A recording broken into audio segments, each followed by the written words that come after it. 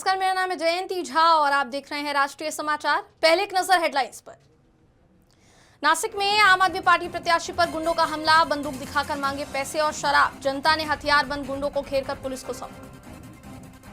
धुले में पुलिस विभाग शर्मसार, 4 कांस्टेबल रिश्वत लेते गिरफ्तार। ड्रग्स केस में गिरफ्तारी से बचाने के बदले ली जा रही थी 2 लाख की रिश्वत।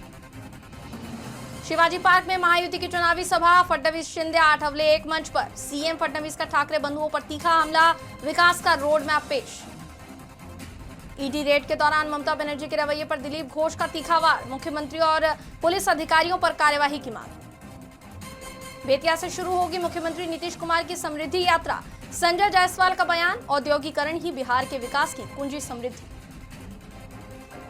नासिक के प्रभाव क्षेत्र क्रमांक 11 में आम आदमी पार्टी के प्रत्याशी प्रचार के दौरान सुरक्षा संकट का शिकार हो गए। जब उम्मीदवार जनता से वोट मांगने पहुंचे तो कुछ गुंडों ने उनके पैसे और शराब की मांग की। प्रत्याशी द्वारा इन मांगों को मना करने पर गुंडों ने उनके ऊपर बंदूक तान दी, लेकिन वहां मौजूद जनता ने तुरंत उन्हें घेरकर पुलिस के हवाले कर दिया। इस घटना ने नासिक पुलिस कमिश्नर संदीप कर्णिक की सुरक्षा व्यवस्था की पोल खोल दी है और ये सवाल उठाया जा रहा है कि जब चुनाव लड़ने वाले ही सुरक्षित नहीं है तो आम जनता की सुरक्षा आखिर कैसे होगी। धुले के थालनेर पुलिस थाने के 4 police constable anti corruption department के जाल में फंस गए। टीम ने उन्हें 2 लाख रुपए की रिश्वत लेते हुए रंगे हाथ गिरफ्तार किया है। आरोप है कि कांस्टेबल भूषण रामोले, धनराज मालचे, किरण सोनवने और मुकेश पावरा ने ड्रग्स के खिलाफ दर्ज केस में गिरफ्तारी से बचने के लिए रिश्वत ली थी। इस मामले में चारों के खिलाफ केस दर्ज कर कार्यवाही शुरू कर दी गई है, जिससे पुलिस प्रशासन में फिलहाल हड़कंप मच गया है। मुंबई के शिवाजी पार्क स्थित शिवतीर्थ मैदान में महायुति की चुनावी सभा संपन्न हुई, जिसमें मुख्यमंत्री देवेंद्र फडणवीस, उप मुख्यमंत्री एकनाथ शिंदे और केंद्रीय मंत्री रामदास आठवले शामिल थे। सभा में विपक्ष पर तीखे हमले किए गए और मुंबई के विकास का रोड मैप पेश किया गया। हालांकि सभा की भीड़ को लेकर विवाद भी खड़ा हो गया है।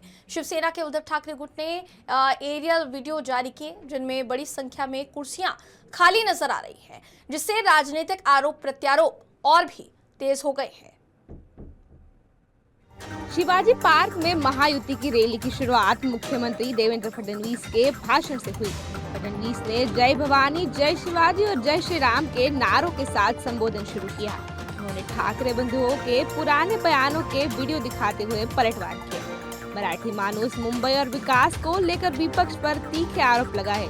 फडणवीस ने एयरपोर्ट, धारावी, रीडेवलपमेंट और उद्योग निवेश का जिक्र किया। उन्होंने कहा कि उद्योग जाएंगे तभी रोजगार आएंगे और मुंबई को विश्व स्तरीय शहर बनाया जाएगा। जय भवानी, जय भवानी, जय जय जय जय जय भवानी, जय जय जय जय जय शिवाजी, बोल सियापती रामचंद्र की। त्यामुळे आता मला सांगा, आपण उत्तर देण्याची गरज आहे? उत्तर त्यांनीच दिलंय। या ठिकाणी काल जी सभा झाली त्या सभेमध्ये पुन्हा तेच अपील, पुन्हा तीच कारणं, पुन्हा तेच मुद्दे। खरं म्हणजे आत्ताच एकनाथजींनी या ठिकाणी सांगितलं, ही मुंबई कोणाच्या बापाच्या बापाच्या बापाच्या बापाच्या बापाच्या बापाच्या बाप जरी आला तरी महाराष्ट्रापासून तुटू शकत नाही। पण बंधू भगिनींनो, माझा तुम्हाला सवाल आहे, अरे तुम्हाला जर आज मराठी माणूस या ठिकाणी कुठेतरी अडचणीत दिसतोय, मराठी माणसावर खतरा दिसतोय, तर 30 वर्ष तुम्ही काय कंचे खेळत होतात? मला सांगा, काय करत होतात तुम्ही? आणि मग याला जबाबदार कोण आहे? 25-25 वर्ष या महानगरपालिकेमध्ये खुर्च्या तोडण्याचं काम तुम्ही केलं आणि तरी जर माझा मराठी माणूस या ठिकाणी अडचणीत असेल, अरे चुल्लू भर पानी में डूब मरो, कहा वोट मांगने के लिए यहां आते हो। मुख्यमंत्री देवेंद्र फडणवीस के बाद उप मुख्यमंत्री एकनाथ शिंदे ने सभा को संबोधित किया। शिंदे ने कहा कि महायुति की रैली किसी के जवाब में नहीं है। उन्होंने दावा किया कि महायुति आरोपों से नहीं, काम से जवाब देती है। मराठी मानुस मुंबई के विकास और भ्रष्टाचार के मुद्दों पर उन्होंने विपक्ष को हे खऱ्या अर्थाने शिवतीर्थावरची ही प्रचार सभा नाही, तर परिवर्तनाची नांदी आहे, बदलाची नांदी आहे, असं म्हटलं तर वावगं ठरणार नाही. काल इथं एक सभा झाली, त्यात नेहमीचेच शिव्याशाप, टोमणे, टीका करून गेले. आता त्याची आम्हालाही सवय झाली आहे, तुम्हालाही सवय झाली आहे. त्यांच्याकडे मुद्देच नाहीत, त्यामुळे बोलणार काय. मात्र आपली ही सभा कुणालाही उत्तर देण्यासाठी नाही, तर गेल्या 3-3.5 वर्षामध्ये महायुतीने केलेल्या कामाचा, मुंबईसाठी केलेल्या कामाचा लेखाजोखा आणि पुढच्या 5 वर्षात आम्ही काय करणार आहे ते सांगण्यासाठी ही सभा आहे. विकासाचा अजेंडा घेऊन आम्ही पुढे जातोय. तुम्हाला माहित आहे, या आरोपानं मी कधी आरोपाने उत्तर दिलं नाही, टीकेला टीकेने उत्तर दिलं नाही. मी नेहमी आरोपाला कामातून उत्तर दिलं आणि कामातूनच उत्तर देतो. आता भावनेचं नाही, तर विकासाचं राजकारण या ठिकाणी लोकांना अपेक्षित आहे आणि आम्ही तेच केलं आणि तेच करणार. भावनेचं नाही तर विकासाचं राजकारण. विकसित भारत, विकसित महाराष्ट्र आणि विकसित मुंबई हे बाळासाहेबांचं स्वप्न होतं. ते स्वप्न आपण साकार करतोय, ती जबाबदारी आम्ही घेतलेली आहे. मुंबई महाराष्ट्राचा मानबिंदू आहे, ही देशाची आर्थिक राजधानी आहे. आर्थिक राजधानी ती असली पाहिजे आणि आर्थिक राजधानी सारखीच ती असली पाहिजे आणि दिसलीही पाहिजे, हे आम्ही महायुतीने ठरवलेलं आहे. आणि म्हणून बाळासाहेबांचे विचार आणि आदरणीय देशाचे लोकप्रिय यशस्वी प्रधानमंत्री मोदीजींचं विजन घेऊन आपण पुढे चाललोय. मुंबईच्या सर्वांगीण विकासासाठी अहोरात्र आपण काम करतोय आणि म्हणून यापुढे देखील फक्त विकास, विकास आणि विकास हाच अजेंडा आहे आपला. काही लोकांना फक्त निवडणूक आली की मराठी माणसाची आठवण येते. एरवी ही मंडळी मराठी माणसाकडे ढुंकूनही पाहत नाहीत आणि त्यांना मराठीसाठी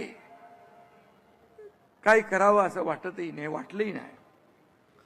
मी मागेही म्हणालो होतो, दिवसभर नेटफ्लिक्स आणि जमेल तेव्हा पॉलिटिक्स एवढाच त्यांचा इंटरेस्ट आहे. आणि म्हणून 5 साल घर में और चुनाव आया तो मुंबई खतरे में, अशा प्रकारचं नेहमीचं पालपूत जे आहे ते लावतात. अरे मुंबई काय रेल्वेचा डबा आहे, कुठेही काढला आणि कुठेही जोडला असं होत नाही.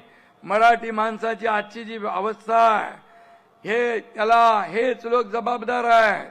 मगाशी रामदास भाईंनी, अमित साटम यांनी आपल्या भाषणात ते सांगितलं आहे. तुम्हीच म्हणताय ना मराठी माणसाचं अस्तित्व धोक्यात आलंय. तुमच्याच काळात मराठी माणूस मुंबई बाहेर फेकला गेला. महापालिकेत तुमची 25 वर्ष सत्ता होती, मग हे कुणाचं अपयश आहे सांगून टाका. मराठी माणूस, अरे एकनाथ शिंदे का मराठी नाही, देवेंद्र फडणवीसजी काय मराठी नाहीत. मराठी माणसासाठी काय केलं ते सांगा. आज मी पुन्हा सांगतो, मुंबईतली मराठी माणसाचं महत्व कधी कमी होणार नाही आणि त्यासाठी येणारा महापौर महायुतीचाच असेल आणि मराठीच असेल. महायुति की सभा में केंद्रीय मंत्री रामदास आठवले ने भी ठाकरे बंधुओं पर निशाना साधा. आठवले ने कहा कि मुंबई की सत्ता अब महायुति के हाथ में आने वाली है. उन्होंने दावा किया कि आने वाले में ठाकरे बंधुओं की राजनीति खत्म हो जाएगी. मंचकावर बसलेला आहे देवेंद्रजी आणि एकनाथ शिंदेजींचा एक का, म्हणून मी मानतो माझ्या वतीने छक्का. कारण महायुतीचा विजय आहे पक्का. महायुतीचा विजय आहे पक्का आणि आमच्या सर्वांचा तुम्ही मान राखा. भरून गेला आहे मैदान शिवाजी पार्क. भरून गेलेला आहे मैदान शिवाजी पार्क. मी महायुतीला देतो 150 मार्क.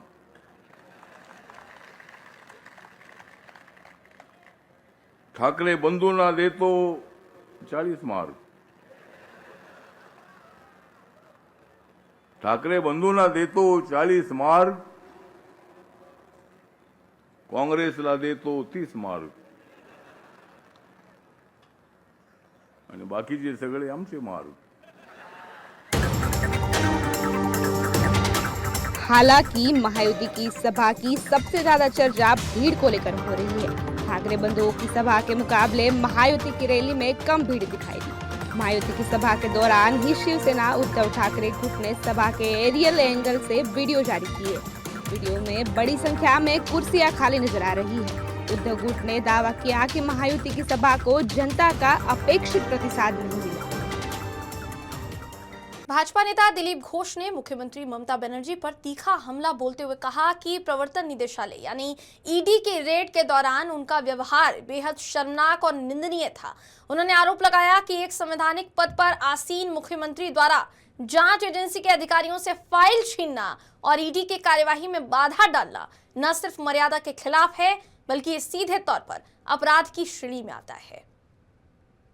मैं कल भी बोल रहा था कि ममता बनर्जी ने जो किया है ईडी का रेड के समय ये बहुत शर्मनाक है.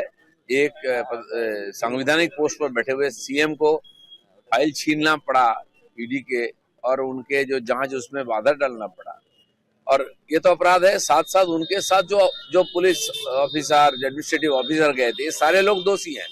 ममता बनर्जी कोर्ट में जाके बोलती हैं कि हम चीफ मिनिस्टर के नाते नहीं गए हैं, हम टीएमसी लीडर के नाते गए हैं. तो फिर ये सारे एडमिनिस्ट्रेटिव ऑफिसर उनके साथ क्यों गए हैं?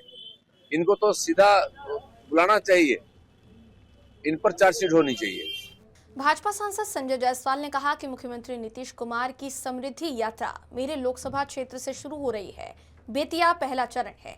औद्योगिक क्षेत्र के बारे में चिंता होगी. बिहार के विकास के लिए औद्योगिकरण सबसे जरूरी है और उसके लिए हम कृत संकल्पित हैं. मुख्यमंत्री नीतीश कुमार की यात्रा में उसको शामिल करना बताता है कि बिहार अब औद्योगिक क्षेत्र में भी आगे बढ़ने के लिए तैयार है.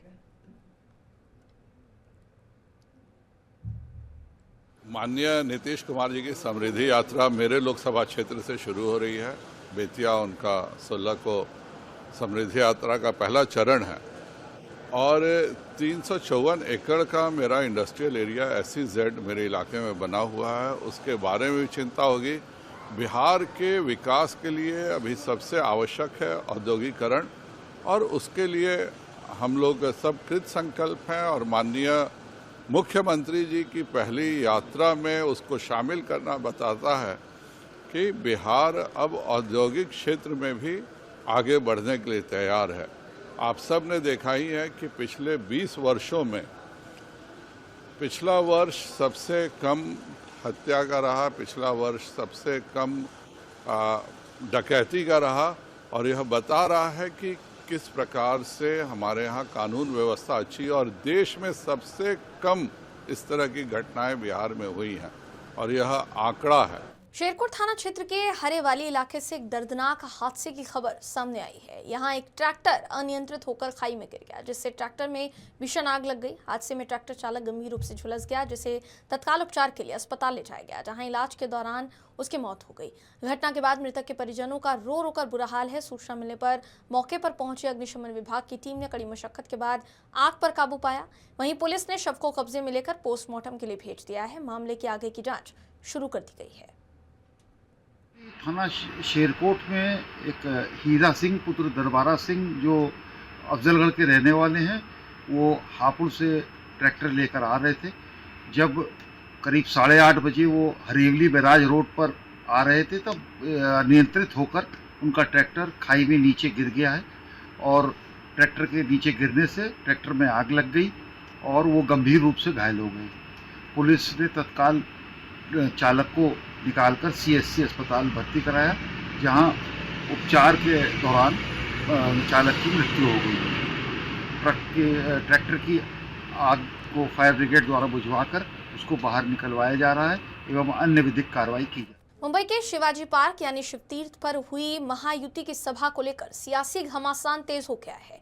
शिवसेना उद्धव बालासाहेब ठाकरे गुट ने सभा के कई वीडियो जारी किए हैं, जिसमें बड़ी संख्या में कुर्सियां खाली नजर आई। उद्धव गुट का दावा है आयोजकों ने कुर्सियों की संख्या कम रखी थी, इसके बावजूद भी मैदान पूरी तरह भर नहीं पाया। इतना ही नहीं, नेताओं के भाषण के दौरान कई लोग कार्यक्रम स्थल से उठकर जाते हुए भी दिखाई दिए, ये भी दावा किया गया। उद्धव गुट ने इस वीडियो के जरिए महायुति की जनसभा को फ्लॉप करार दिया है। साथ ही तुलना करते हुए कहा है कि हाल ही में हुई ठाकरे भाइयों की सभा के मुकाबले महायुति को जनता का प्रतिसाद काफी कम मिला है। अब इस वीडियो के सामने आने के बाद महायुति की सभा की सफलता को लेकर सवाल खड़े हो गए हैं। स्वतंत्रता के बाद की राजनीति में कांग्रेस के अन्याय का पहला बड़ा शिकार वही नेता बने जिनकी स्मृति में आज प्रधानमंत्री नरेंद्र मोदी के नेतृत्व में विश्व की सबसे ऊंची प्रतिमा का निर्माण हुआ। सरदार वल्लभ भाई पटेल ने खुद राष्ट्रीय स्वयंसेवक संघ और उसकी विचारधारा के प्रति अपने सकारात्मक उद्गार जनवरी 1948 में लखनऊ और जयपुर की सभाओं में स्पष्ट रूप से व्यक्त किए थे। महात्मा गांधी ने भी संघ के अनुशासन और अस्पृश्यता निवारणों के प्रयासों की सराहना की थी। कांग्रेस के वरिष्ठ नेताओं को चाहिए कि वो पूर्वाग्रह छोड़कर अपने महापुरुषों के विचार का ईमानदारी से अध्ययन करें। ये पूरा बयान जो है वो दिया गया है सुधांशु त्रिवेदी की तरफ से। सुधांशु त्रिवेदी ने क्या कुछ कहा, सुनिए। प्रधानमंत्री श्री नरेंद्र मोदी जी ने आज प्रातःकाल भी अपने उद्बोधन में बहुत स्पष्ट बताया है कि सरदार पटेल के साथ कांग्रेस ने क्या किया था। अप्रैल 1946 में सरदार पटेल को लगभग सारी कांग्रेस कमेटियां कांग्रेस का अध्यक्ष बनाने वाली थीं, वही जाके आगे भारत के प्रधानमंत्री बनते। परंतु जिन लोगों ने सरदार पटेल का हक छीना, उसके बाद सरदार पटेल को कभी सम्मान नहीं दिया, और उसके बाद जो कांग्रेस अध्यक्ष महोदय बोल रहे हैं, उनकी पार्टी ने क्या क्या किया, ये से पूछिए 2014 से पहले आपको कितने कांग्रेस के कार्यक्रमों में बैकग्राउंड में सरदार पटेल की फोटो नजर आती थी।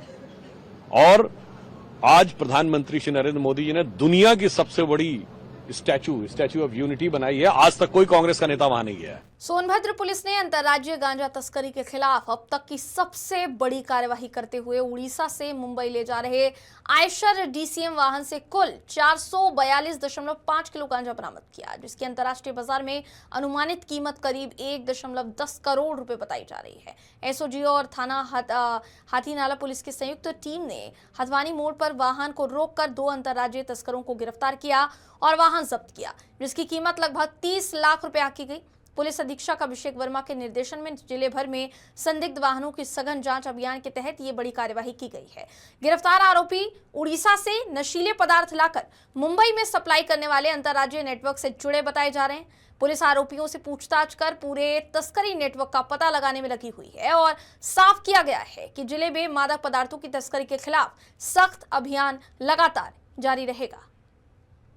सोनभद्र जनपद की एसओजी टीम एवं थाना हाथीनाला द्वारा एक भारी मात्रा में अवैध गांजा को बरामद किया गया है।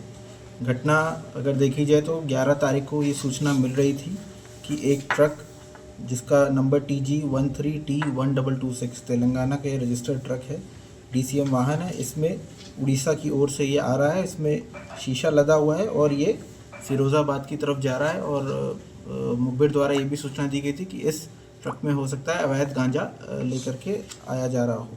जैसे ही ये ट्रक थाना हाथीनाला क्षेत्र में आया, एसओजी और थाना हाथीनाला पुलिस टीम ने इसकी घेराबंदी करी थी।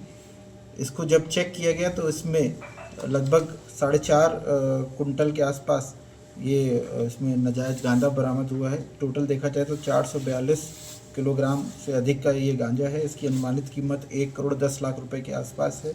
इसमें एनडीपीएस की सुसंगत धाराओं में अभियोग पंजीकृत कर लिया गया है।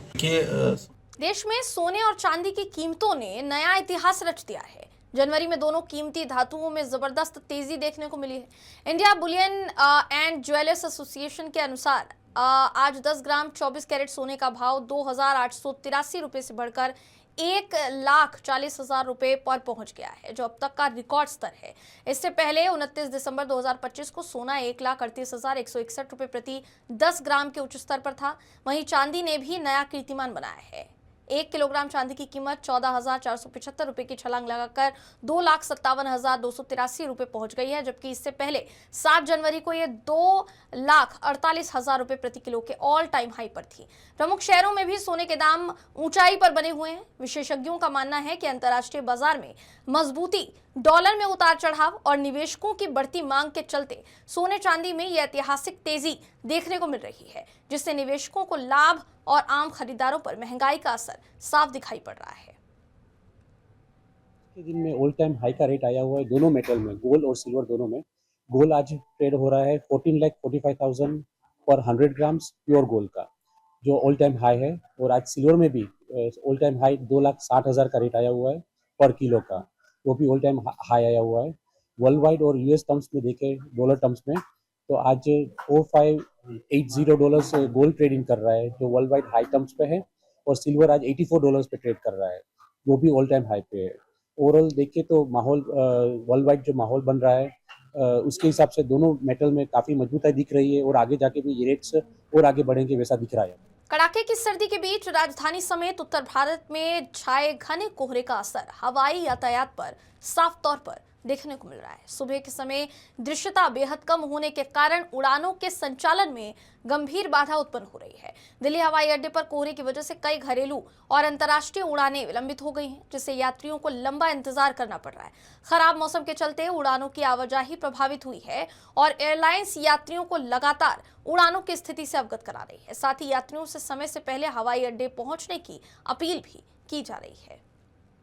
खबरों का सिलसिला यूं ही जारी रहेगा। देश और दुनिया की तमाम खबरों के लिए देखते रहिए राष्ट्रीय समाचार।